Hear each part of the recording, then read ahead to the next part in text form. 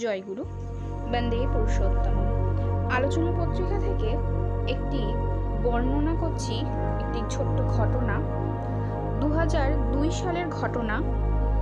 একটি মেয়ে BA honours second ইয়ারের ছাত্রী। পার্ট 1 অনার্সের পেপারের পরীক্ষা শুরু হয়েছে। ফার্স্ট পেপারের পরীক্ষা এতটাই খারাপ হয়েছে যে সে সিদ্ধান্ত নিয়েছে বাকি পরীক্ষাগুলি আর দেবে না এবং পরের বছরের জন্য প্রস্তুতি নেবে। বর্তমান আচার্যদেব তখন কলকাতা সরস্বতী ভবনে আছেন। সেই মেয়েটি সিদ্ধান্ত নেয় যে একবার পূজনীয় বাবাইদার সাথে দেখা করবে। তার কাছে তিনি সমস্তটা খুলে বলেন এবং শ্রী আচার্যদেব সেই মেয়েটিকে বলে যে ভগবান তোর চোখ দুটো দিয়েছেন সামনে না পিছনে?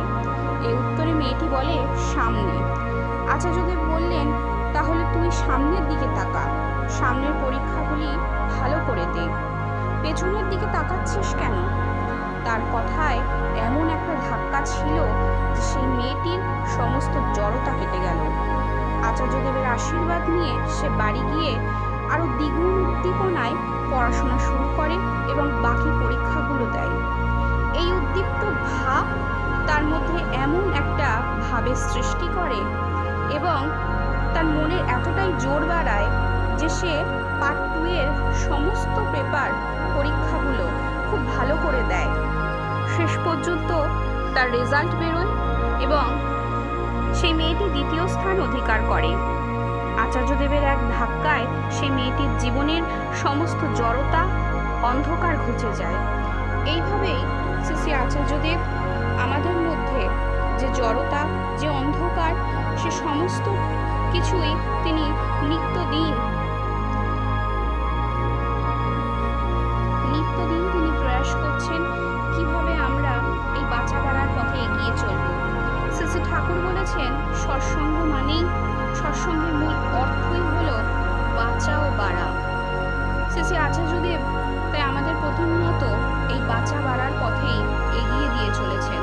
আমাদের জীবনের সমস্ত অন্ধকার, সমস্ত দুঃখ পেরিয়ে যাতে আমরা ঠাকুরকে অনুসরণ করতে পারি, আমরা যেন আমাদের জীবনের আলোতে এগিয়ে যেতে পারি, সকলেই যেন আমরা শ্রী ঠাকুরের তার চলা বিধি মেনে এগিয়ে চলতে পারি, তিনিও সেই চেষ্টাই করে চলেছেন এবং আমাদেরকে প্রতিনিয়ত সেই বাঁচা বাড়ার পথেই এগিয়ে দিচ্ছেন।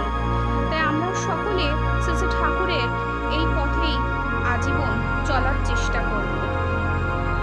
শ্রী ঠাকুর বললেন আমাদের ঘর, সংসার, সমাজ ও পরিবেশকে এমন করে নিয়ন্ত্রিত করতে হবে যাতে তা ইষ্টেরই লীলাক্ষেত্র হয়ে ওঠে। আর এই নিয়ন্ত্রণ আসে এক কেন্দ্রিকতা থেকে, চাই ইষ্টের প্রতি অটুট টান আর তপা আচরণশীল আচার্যে নিয়ত আনতি। আমাদের উদ্দেশ্যে শ্রী ঠাকুর আরও বললেন আচার্যই অগ্নিস্বরূপ, উদ্গতির পরম পন্থা। আর এটা অনুশাসন অর্থাৎ শাস্ত্রেরই প্রাচীন নির্দেশ, যিনি নিজ আচরণের মধ্যে দিয়ে দেখিয়ে দেন কিভাবে আমাদের জীবনের প্রতিটি মুহূর্তের প্রতিটি চলনে ইষ্টকে প্রতিষ্ঠা করা যায়। তার সান্নিধ্যে মানুষ অমৃত স্পর্শী জীবনের অধিকারী হয়ে ওঠে।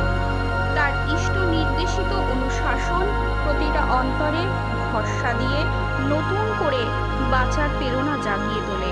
বাঁচার পরিপন্থী যা কিছু তার অনায়াস নিরাকরণে তিনি নিরন্তর প্রয়াসশীল।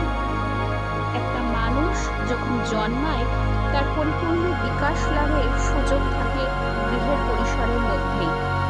বেড়াজালের বেষ্টনীর মধ্য থেকে পুষ্টি সংগ্রহ করে চারাগাছ যেমন মহিমতে পরিণত হয়, তেমনি মানুষও তার পোষণ বর্ধনী জীবনীয় উপাদান এই গৃহের পরিবেশ থেকেই আহরণ করে। শ্রী ঠাকুরের এই পথে আমরা যেন এভাবেই আমাদের জীবন আরো স্বর্গীয় সুসময় শান্তিতে পরিণত করতে পারি। নিরাবিল হাওয়ায় প্রবাহিত হয়ে চলতে থাকুক আমাদের সকলের জীবন। বন্দে পুরুষোত্তম। জয় গুরু।